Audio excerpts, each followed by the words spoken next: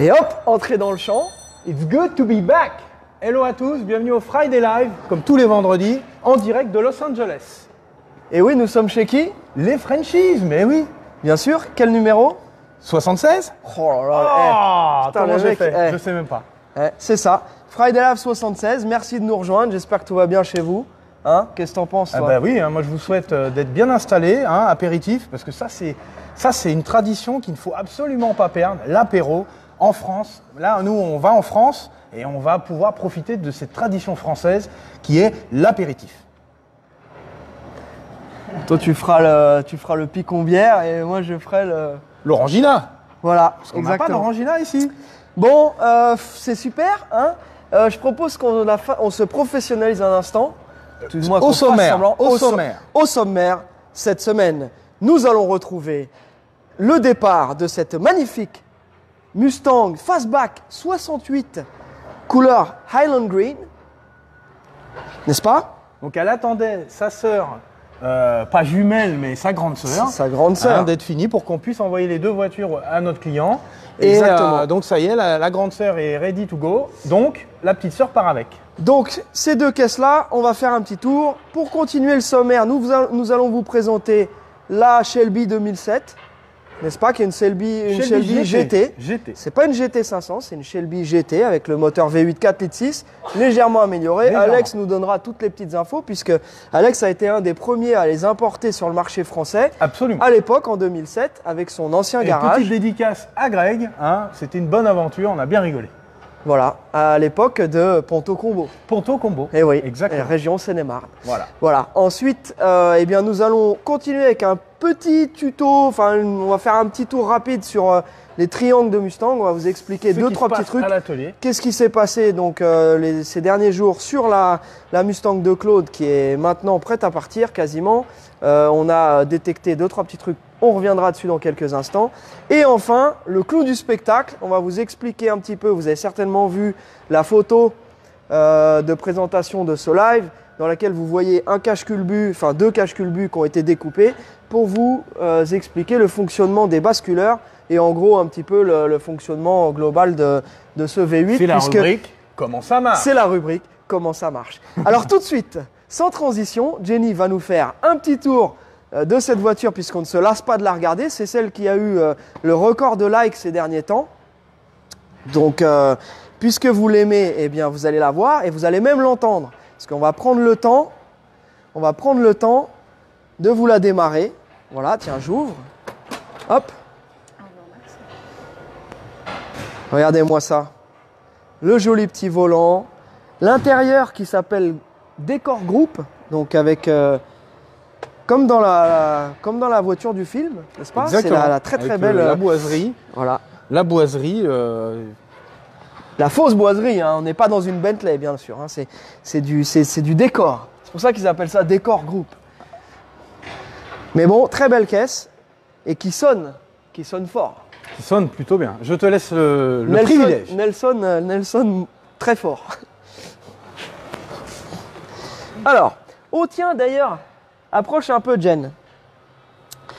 Alex, je propose aussi, parce que je vois souvent passer ce genre de questions, les gens demandent, je ne comprends pas, la voiture ne démarre pas au quart de tour, etc. Donc, Alex, tu vas pouvoir nous expliquer exactement pourquoi. Ce sont des voitures à carburateur et donc il faut que l'arrivée d'essence soit faite. La voiture, pour peu qu'elle n'ait pas roulé depuis un moment, il faut pomper un petit peu, pas trop pour pas la noyer. Hein, Alex, la dernière fois quand tu as fait ton petit tuto carburateur, tu as bien expliqué un peu le fonctionnement du carbu. Là, en démonstration, donc là la voiture est froide, donc c'est là que ça ne marche pas et que je passe pour un crétin notoire. Mais donc on pompe un petit peu, on lance le démarreur. Voilà. Donc là la voiture étant froide, elle est sur son starter automatique. Si le ralenti est un peu faible, avant de commencer à vouloir la déplacer, on la laisse tourner gentiment, le temps que tout ça se mette tranquillement en place. Voilà. Donc là, celle-ci est équipée d'un contour, donc on voit que le régime est stable. Voilà, si j'accélère un petit coup, il n'y a pas de hoquet, etc. Donc la voiture est bien réglée. Donc ne vous inquiétez pas si votre voiture chez vous ne démarre pas du premier coup. Ça peut très bien être tout simplement parce qu'il faut faire un petit peu l'arrivée d'essence. Je vais aller même plus loin. Je vais aller, à 20, aller bah, encore plus c'est ce loin. que j'attendais. Je vais aller encore plus loin. Si la voiture n'a pas roulé depuis longtemps, les cuves du carburateur, l'essence, bien évidemment qui est volatile, s'évapore. Donc le temps que les cuves se remplissent, bah, c'est pour ça qu'une voiture qui n'a pas roulé depuis longtemps, il faut mouliner plus longtemps. Donc le petit truc, si vous avez votre voiture qui est là depuis quelques semaines, quelques mois, il ne faut pas fatiguer le démarreur ou la batterie. On prend un petit bocal, un petit bidonnet et on met un petit gougoute d'essence dans le carbu, ça va entraîner, le moteur va démarrer un petit peu, la pompe va débiter et les cuves vont se remplir plus vite. Donc ça c'est le petit truc pour ne pas fatiguer le démarreur. Et généralement si la voiture a roulé, là bon on l'a déplacé tout à l'heure donc les cuves sont pleines, on met un petit coup de pompe de reprise et elle démarre direct. Et t'as fini de faire du bruit pendant que je parle? Bah pardon mon jeune ami, est-ce que tu veux te diriger avec ton micro vers l'arrière? Alors bien sûr la voiture étant froide, je ne vais pas accélérer très fort. Vas-y Kakakou. Regarde, donc là on va aller aux alentours de 2000-2500 tours.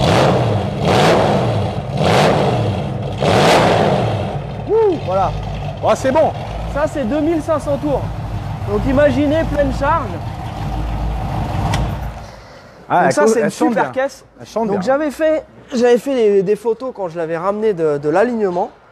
Et je vous avais posté ça et il y a eu un tonnerre de likes, hein, c'était vraiment incroyable. Une déferlante. Et il y a eu quelques commentaires qui étaient assez sympas aussi. Et c'est vrai que quand je roulais, même ici, même si on est aux États-Unis, en Californie, il y a quand même, c'est pas des voitures qu'on voit fréquemment sur les routes. Et j'ai eu plein de gens qui essayaient de me doubler, des mecs qui essayaient de faire les photos au péril de leur vie.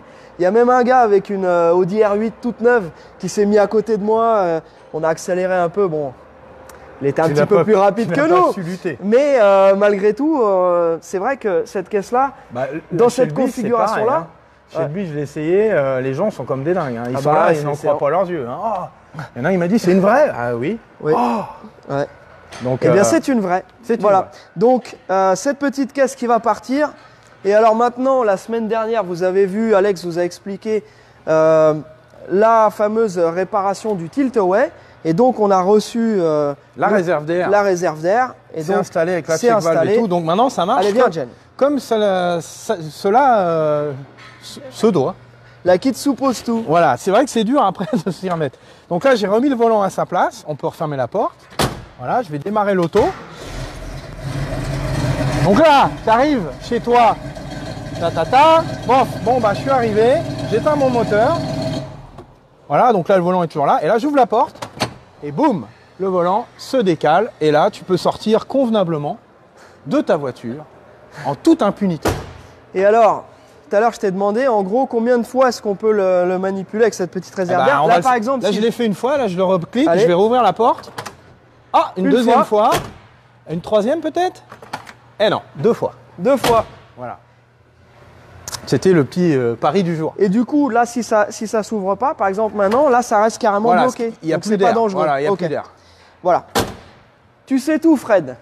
Donc, voilà pour ta caisse. Donc, Jenny, je te propose de faire un petit tour aussi. Alex, on va quand même montrer la méca aussi de cette caisse parce que c'est quand même… donc, la semaine dernière, tu l'avais remise. Ouais, on a remis le moteur et puis voilà, on l'a peaufignolé. Ah, c'est pas mal ça. Hein. Ouais. Donc là, c'est du gros, hein. C'est du big. C'est du gros, c'est du big. Donc c'est le 428, donc c'est un 7 litres. Voilà, c'est un gros moteur, donc Cobra ça rentre Jet. au chausse-pied. Hein, là, il faut mettre moteur et après cloche et après boîte, hein, parce que c'est tellement big que là, tu vois, tu passes rien du tout entre le mètre cylindre et le cache-cubuteur, mais vraiment rien, il y a 3 mm, hein, donc c'est très très serré là-dedans. Tiens, Alex, tu l'as mise où ta petite réserve d'air du coup? Alors la petite réserve d'air, logiquement, alors j'ai regardé sur des archives d'époque, il supposerait qu'elle soit sous la batterie d'origine, ouais. Et du coup, celle qui va sous la batterie ne se fait pas. Donc ils ont fait une autre réserve d'air qui est la même que pour celle de la clim, pour les versions clim, et qui se trouve ici sur la joue d'aile. Donc je l'ai mis exactement à l'endroit d'origine. Et donc évidemment j'ai dû faire des trous. Hein. Et du coup j'ai mis la réserve d'air à son emplacement d'origine ici. Donc là, et là on a la petite check valve qui est là, qui permet de garder la dépression dans la réserve. Donc voilà, ça c'est Et donc comme à chaque ça. fois que tu démarres, ça se remplit. vide. Non, Ça ça se remplit ça pas, se vide, ça bah se oui. vide. Donc il y a le vide qui se crée, donc on a une réserve de vide et quand tu ouvres ta porte, la petite solénoïde s'ouvre Et ça, et ça pompe sur le sur le petit vérin qui tire un câble, qui libère un mécanisme et qui permet à la colonne de tilter en fait. Ford en 1968, messieurs, Voilà. dames. Voilà, donc c'est une belle aventure. On remercie Fred pour sa confiance. C'est vrai que ça a été plus long que prévu parce que il y a eu, comme Alex a expliqué la dernière fois, c'est une voiture qui était une voiture de collectionneur. Et donc on a eu pas mal de petites surprises. C'est une voiture qui est destinée à vraiment rouler. Donc Fred, là la voiture elle est prête à rouler. Donc bien sûr elle est encore en rodage. Ça moi j'ose pas appuyer moi là-dessus. Sur ce truc. Voilà. Clac. Petite sécurité. Hein. C'est important. Oui. On a un contre-jour. C'est ça. Oh, vite, attention. Donc ensuite, Et bah tu sais quoi, je vais dire, vous t'embête même pas parce que maintenant on va aller dans ce secteur-là. Donc t'embête même pas. bon, de Ah si c'est Shelby, bon, on doit ah oui, montrer celle-ci. eh ben, Oh là là, le mec, alors. on fait un sommaire, le gars oublie le sommaire. Merci Jérém. C'est pas sérieux ça. Donc là, tu peux faire alors là, je vais te donner mon point de vue de directeur artistique. Oui. Tu pourrais faire un petit travelling de Shelby à Shelby. Oh là là. Et là, Eh oui, parce que c'est les joies du direct. voilà, Shelby. Et là, on voit le crétin en train de regarder le travelling, c'est bien. Hein. Merci. Hein. Tu couperas au montage. Hein. Les deux clowns de l'IRD. Ouais. Tu sais, c'est bien. Bon, bah oui, de toute façon, on t'a dit de le faire dans ce sens-là. Bon, tu le fais dans ce sens-là, c'est bien aussi. Hein. Mais après, on voit le gars qui est comme ça, qui essaie de voir si c'est bien. Bon, sans transition, hein, de 68, 39 ans plus tard, cette Shelby GT, donc J'aurais avec... même dit, ah oui, 39 ans, tu as raison. Eh oui, Eh oui, eh oui. de 68 J'étais à parti 2007. sur 69, moi, je sais pas pourquoi. eh oui. Ce chiffre 69 me Te tarabuste. tarabuste. Tu as envie de le peaufignoler? Voilà, me peaufignoler. Ça, c'est les nouveaux mots du jour. Hein. Il y a des mots qui apparaissent comme ça. Alors, Alex, je te propose de nous dire Alors, un petit je vais vous peu. expliquer. Donc ça, c'est une Shelby GT. Donc c'était une série limitée de la Ford GT qui était modifiée par Shelby à Las Vegas. Donc il sortait une Mustang GT de la chaîne et il lui apportait des petites modifications pour en faire une Shelby GT. Donc ces petites modifications, je vais vous les énumérer. Tout d'abord, on va commencer par le moteur, parce que je sais que toi tu es un aficionado du moteur. Donc on a toujours ces petites attaches rapides pour rappeler l'héritage Shelby. On a toujours cette écope de capot factice. Hein. Eh oui. Eh oui, donc bon. Hein. Et puis voilà le 4 litres 6. On voit bien ici que. 4 litres 6, donc 3 soupapes par cylindre. Ah, Tout tiens, en c'est alu. assez particulier ça. Ouais, tout en alu. Et donc ce moteur-là faisait 300 chevaux dans la GT standard. Et là, grâce à l'ajout d'un kit admission direct et d'une petite reprog, on monte à 320 chevaux. Donc on 320, 325 selon les sources. Oui, Je sais bon, pas. par expérience, ouais, moi j'irais 320, 315. Allez. Hein, voilà. Donc il y a ça, donc niveau mécanique, donc le kit admission et la reprog qui est obligatoire. Tu peux pas monter le filtre à air si tu reprogrammes pas le CU. Ça met le truc en code défaut directement. Ok. Parce qu'il y a beaucoup trop d'air qui arrive. Ça c'est la première chose. Ensuite, on peut noter cette très belle. Alors en fait, ils ont pris le catalogue Ford Racing. Donc à l'époque, en 2007, ils proposaient pléthore d'accessoires d'origine du constructeur. Et en fait, ils l'ont équipé avec tout ce qu'ils avaient au catalogue, ou du moins une grande partie de ce qu'ils avaient au catalogue pour cette voiture, dont cette barre anti-rapprochement du plus bel effet. Voilà. Et après, niveau mécanique, ça va être à peu près tout. On a les silencieux aussi, silencieux Ford Racing. Donc il y a deux stages sur leurs silencieux. Il y a le hardcore qui fait un barouf. Cela, c'est la version un petit peu plus contenue. Mais quand même, hein, c'est toujours mieux. On a une meilleure sonorité que la GT d'origine. Et après, le gros travail, c'est au niveau du châssis. Donc là, ils ont balancé le catalogue Ford Racing encore une fois. Ah ouais. Amortisseur, ressort court, barre stable gros diamètre, cylindre bloc polyuréthane. Effectivement, Bon. on voit que la voiture est plus basse qu'une Et elle est Shelby beaucoup plus ferme et beaucoup plus réactive qu'une GT Ford classique. Mustang GT. Donc c'est une d'origine. GT bien affûtée. Donc c'était une version donc limitée qui a été faite par Shelby. Et à l'intérieur, on peut voir ce joli... Là, on a la petite plaque, tu sais, avec le numéro d'identification. Oui, Jenny vient montrer la belle plaque. Donc la petite plaque de chez Shelby, et on a la même au niveau du tableau de bord. Et alors moi, j'ai d'autres infos, mon cher Alex, qui sont relatives à cette voiture-là, en particulier. C'est que cette voiture-là a été vendue neuve à une dame à Santa Monica, donc pas très loin d'ici. À la fin de la route 66, pour ceux qui connaissent, hein, donc Santa Monica, à côté de Venice, etc. Donc la voiture était suivie chez Ford Shelby à Santa Monica. La voiture a été commandée neuve avec une boîte automatique. Normalement, ces voitures-là étaient vendues en boîte mécanique exclusivement. Donc c'est une commande spéciale pour avoir la boîte auto, ce qui en fait une caisse encore plus rare. Donc voilà, notre client Olivier roule déjà en Mustang GT. Et en fait, la sienne ayant 180 000 km, il s'est dit qu'il voulait la remplacer. Il ne savait pas par quoi la remplacer. Et il est tombé sur cette affaire. Et cette voiture-là n'a que 28 000 miles d'origine. Elle n'a eu qu'une seule propriétaire. Donc c'est vraiment, c'est reparti pour un tour, Olivier. Donc je pense que tu vas vraiment profiter de cette caisse. C'est toi, Alex, qui l'a ramenée par la route. Elle roule super bien. Et puis au point de vue esthétique, on peut noter qu'à la même année, ils avaient fait la version California Special. Ouais. Donc en 2007, ils avaient sorti la California Special. Donc ils lui ont mis les jantes type un peu Torque Trust, hein, si on peut dire. Ouais, c'est vrai, ça ressemble voilà. Donc ça ressemble aux jantes. Elle a les jantes de la California Special. Elle a les petites écopes latérales de la California Special et le pare-choc avant, qui est spécifique aussi à la California Special, et la jupe arrière à diffuseur, pareil, California Special. Donc c'est la version GT de luxe. Shelby, c'est sympa, mais elle n'a pas de béquet. Non. Parce que la California Special avait un petit béquet. Ce que c'est que ça, donc je suppose que c'est une antenne. C'est une antenne, voilà, très cher ami. C'est ça? On nous demandait ça? Bon, voilà, il s'agit d'une petite antenne, les amis. Voilà, après, donc je ne sais pas si tu as eu l'occasion, Jenny, de montrer un petit peu mieux l'intérieur. Je vais enlever la clé pour que ça ne bipe pas. Hop, voilà, tu peux jeter un petit coup d'œil. Donc, la petite plaque aussi.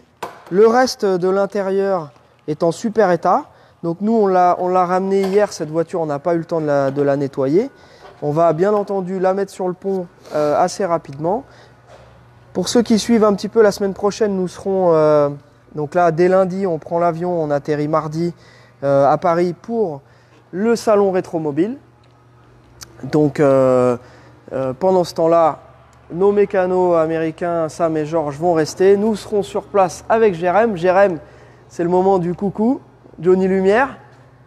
Voilà, l'assistant Lumière. Salut les Frenchy. Voilà, ça va? Et toi? Ça roule, bah ouais, impeccable. On va aller s'intéresser un petit peu à ta caisse là-bas, parce que tu es en train de bosser sur la Mustang de Claude.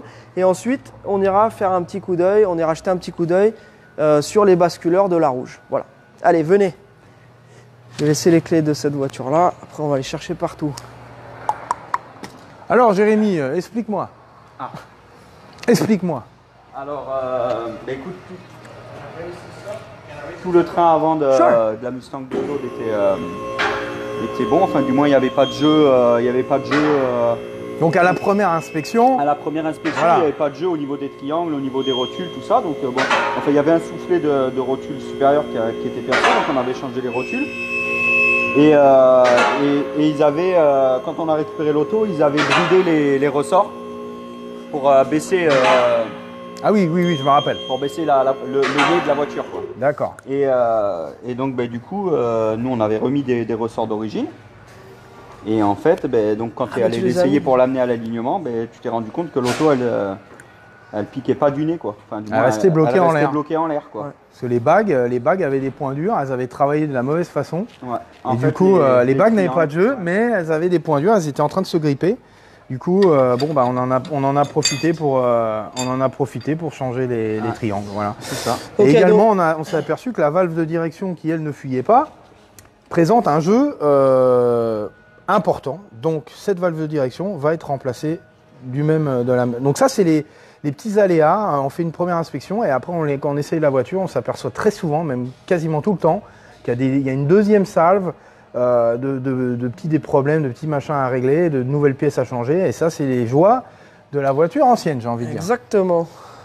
Bah, c'est surtout que c'est une auto que vous avez récupérée sans pouvoir l'essayer puisqu'elle ne fonctionnait pas. Voilà. Donc c'est une fois que tout est réparé et qu'on va commencer à faire des kilomètres. Combien même, de toute façon, il y a toujours à faire sur ces voitures. Ça reste une vieille mécanique. Hein, on a beau, là, on règle des problèmes, machin. Bon, ça fait partie de la vie de la voiture. Hein, voilà, c'est pas.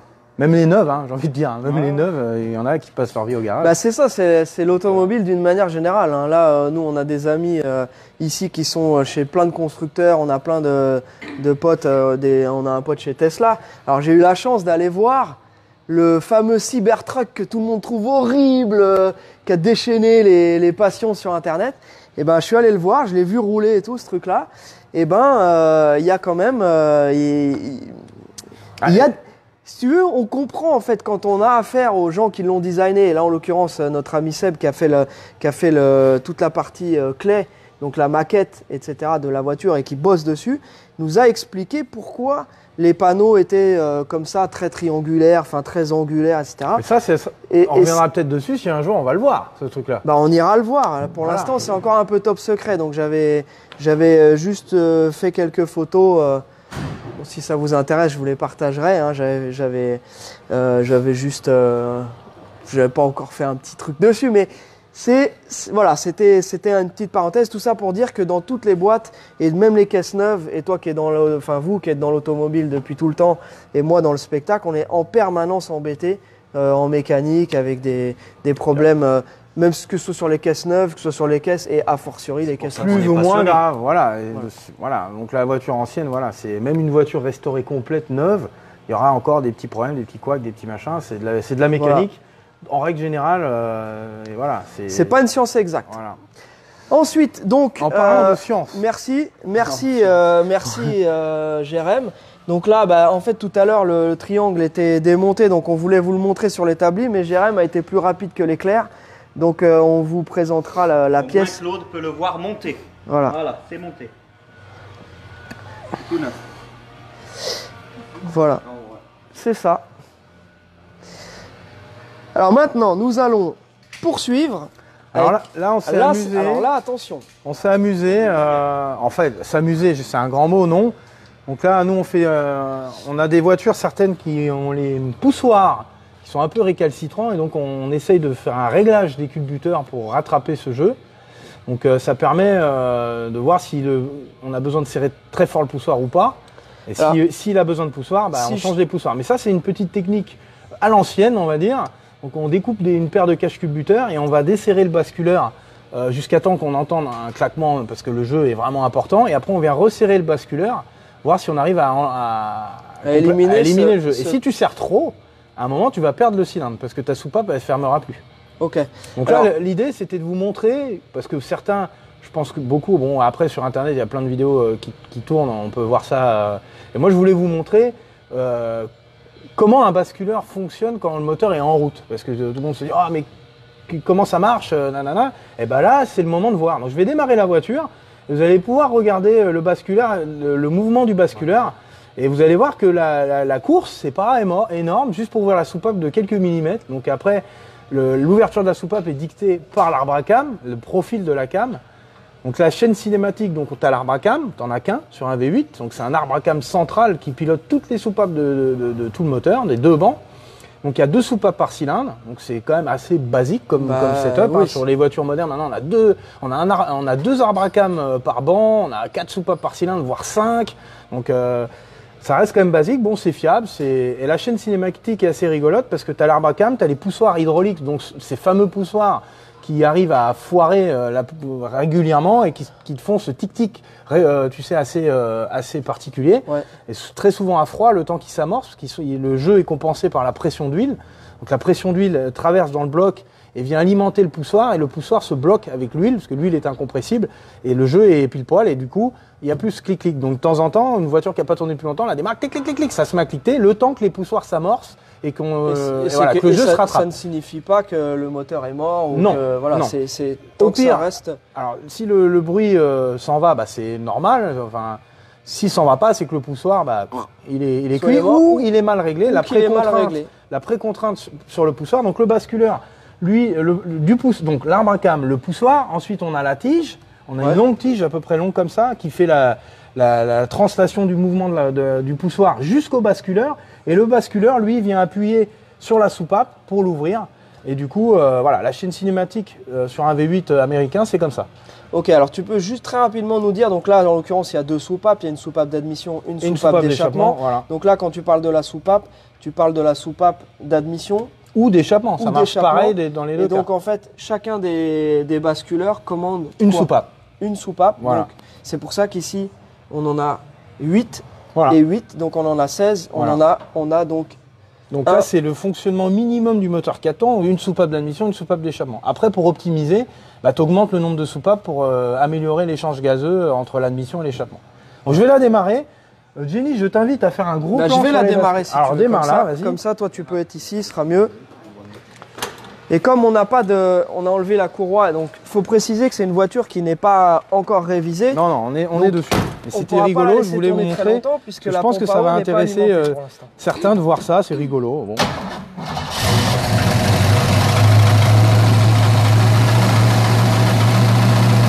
Donc là, on peut voir, les poussoirs bougent assez rapidement, et là, on est au ralenti.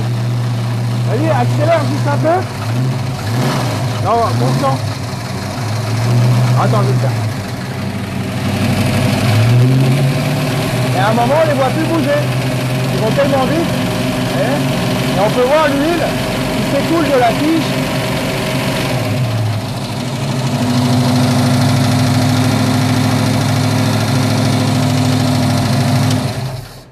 Donc là, on peut voir. Donc en plus, il y a un système de lubrification dans le circuit du poussoir.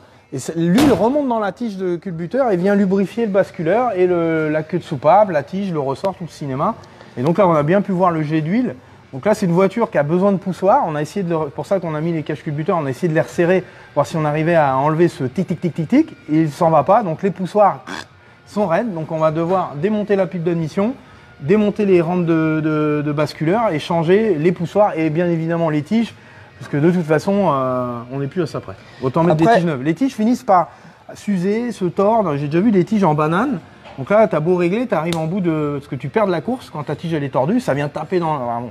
Donc là, on en était au début des investigations et vu que c'était ouvert, je voulais vous montrer, c'était rigolo. Et je suis... là, j'ai pas accéléré très fort, je vais être quoi, à 2000 tours, 2500 tours, à peine. Ouais. On commence à plus les voir bouger, donc à 5-6 000, on les voit même plus bouger. Le truc, il bouge tellement vite qu'on le voit plus bouger, c'est rigolo. Je pense même pas que ça prenne 6000 tours, ça. Non, mais c'est un exemple. Donc c'est pas des arbres à cam en tête, donc ça a ses avantages, ses inconvénients. L'avantage, c'est que l'usinage est bien moins cher, puisque tu n'as qu'un arbre à cam.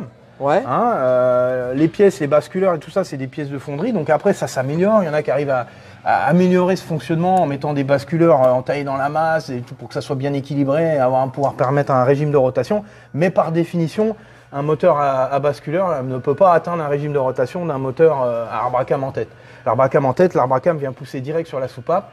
Donc, mais bon, c'est des culasses vraiment plus chères à usiner et à fabriquer, à designer, beaucoup plus de problèmes techniques pour faire marcher ça. C'est pour ça que ces moteurs-là étaient increvables et coûtaient pas cher.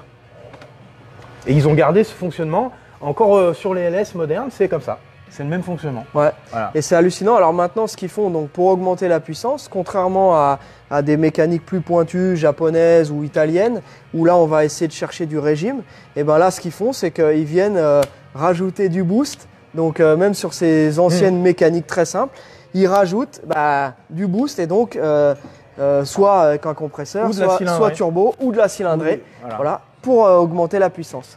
Donc là, on est vraiment typiquement dans le type de mécanique américaine. Voilà, c'est la brute force, c'est le couple. Le couple et la brute force, voilà. Et c'est pour ça que ce soit chez Chevy ou Ford, on retrouvait ces moteurs-là dans plein de genres de véhicules différents. Tu pouvais retrouver ça dans du pick-up, dans les Broncos, voilà. Et pareil pour le fameux small block Chevy qu'on a retrouvé à toutes les sauces. Donc après, petit réglage différent pour avoir plus ou moins de gros réglage, j'ai envie de dire. Hein, après, taux de compression. Petite question de Franck. Franck, du coup, basculeur, rouleau et écrou.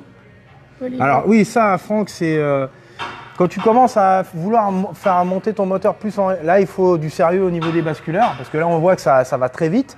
Donc l'avantage d'avoir les basculeurs sur rouleau, déjà d'une, il est plus léger, donc la masse en mouvement, elle est meilleure. Et après, tout est monté sur roulement, donc là, il y a un petit roulement sur la queue de soupape, ce qui fait qu'à chaque fois qu'elle appuie dessus, il n'y a pas de frottement, donc tu limites le frottement. Pareil sur les poussoirs hydrauliques, les poussoirs sur rouleau, c'est bien mieux, parce que ton poussoir, c'est un petit roulement, et il vient rouler sur l'arbre à cam au lieu de frotter. Donc on a moins de pertes, ça chauffe moins, ça suce pas.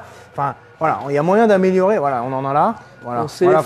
C'est les fameux roller rockers. Voilà, les roller rockers. Donc là, on peut voir, il y a un petit roulement, ce qui fait que quand ça vient appuyer sur la soupape, à chaque fois, il roule. Et donc, il y a beaucoup moins de pertes, beaucoup moins de friction. Et tout ça, là, c'est bien usiné, c'est de la belle pièce. Donc là, il y a toujours le fameux circuit de lubrification qu'on voit, là, le petit trou qui est là, à l'intérieur du truc.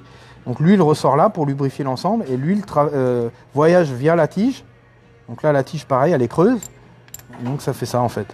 Et donc l'arbre à cam pousse lui sur le basculeur et clic, clic, clic, et vient ouvrir la soupape. Donc au plus on a des basculeurs performants, au plus on peut faire prendre le moteur du régime. Voilà. C'est donc un moyen d'augmenter la puissance aussi. Voilà, exactement. Ok, très bien. Bah, mais je pourrais rentrer en détail, je pourrais parler des heures. Après, il y a le flottement des soupapes, enfin, bon, il y a plein de choses à savoir. Voilà, on vous fait crescendo, au moins comme ça, pour les gens qui sont passionnés, ça vous permet de suivre un peu. Ceux qui sont propriétaires, ça vous permet aussi de comprendre un peu mieux le fonctionnement. On va finir avec notre ami George qui est ici. Georgie boy! What's up, Georgie boy? It's your time! What's going on? Not much. Alors, il est parti faire de la spéléo. Trying to get rid of this car. Ok, donc quasiment, on est sur les derniers trucs sur la fameuse. Alors la Pontiac 4 tiroirs encore. Voilà. C'est une voiture qui est super saine, toute d'origine. Le Survivor, celle que tout le monde veut. La voiture qui a jamais été vraiment touchée, etc. Mais ça a quand même ses inconvénients parce qu'on retrouve quand même des pièces qui sont endommagées et qui fail sans prévenir. Donc là, on a eu les roulements de roues arrière. Donc c'est une voiture qui a dû rester longtemps posée au même endroit. Donc les roulements se sont marqués. Heureusement, les arbres de roue n'étaient pas abîmés, donc on a pu changer les roulements. Et ça, c'est à l'utilisation au fur et à mesure. Donc le moteur avait été refait, la boîte, tout ça, ça avait été revu. Mais tout ce qui était châssis, etc., était tout d'origine. Donc on a dû changer tous les cylindres en bloc, les rotules, les amortisseurs. Tout ça, c'était vieux, c'était d'époque. Et voilà, donc là, on installe les derniers petits accessoires. Donc le fameux contour dont on parlait la semaine dernière est installé. Voilà, ça fonctionne, c'est génial. Vous le verrez dans la prochaine vidéo puisqu'on a sorti la voiture pour la filmer. Et puis là, on fait les derniers réglages. On lui a installé les petites jauges additionnelles que notre client avait demandé, parce que l'instrumentation d'origine était très sommaire. C'était les Idiot Light, comme ils appellent ça ici. Dummy Light ou Dummy Light. Et en fait, pourquoi? Parce que quand ça s'allume, c'est que c'est trop tard. Et t'es un idiot parce que t'as cassé ton moteur. Donc ça sert à rien en fait. Donc le client avait demandé d'avoir des jauges pour surveiller sa mécanique. Donc on lui a installé les jauges vitales, savoir pression d'huile, température d'eau pour bien surveiller la mécanique, et un petit voltmètre pour voir que l'alternateur charge bien. Voilà. All right. Thank you. Sorry, it's French, I know, but it is what it is. So, but thank you. Thank you, Mr. George. And you're the man. Voilà. I'll try to. Yeah. Oh yeah. Here. This still here. This. No good. Ouais, et ben nous on a que ça et on n'a pas les muscles. Bon. Bon, allez les copains, merci d'avoir suivi ce live numéro 76. Nous vous donnons rendez-vous la semaine prochaine. Si on a assez de connexion, on va essayer de se débrouiller pour avoir de la connexion. Et si on peut, on vous fera un live en direct de Rétromobile. Si possible, on ne vous promet pas. Si on peut le faire, on le fera avec grand plaisir. Et si on ne peut pas, on vous donnera rendez-vous la semaine d'après. On postera certainement des photos. Donc pour répondre à une question que j'ai vue passer, nous y serons tous les jours. Voilà, nous sommes invités par notre ami Jerry. Donc nous serons un peu sur le stand de Jerry, mais aussi un petit peu partout, puisqu'on a plein de gens à rencontrer, plein de caisses à voir. Parce qu'avant tout, c'est quand même la passion qui nous anime, et c'est pour ça qu'on va à Rétromobile, c'est pour aussi voir ce qui se fait sur place. Voilà. Donc on vous remercie d'avoir suivi ce live et on vous souhaite un excellent week-end. À très bientôt. À bientôt sur Franchise TV. Voilà. Allez, salut les amis. Tchuss. Tchuss.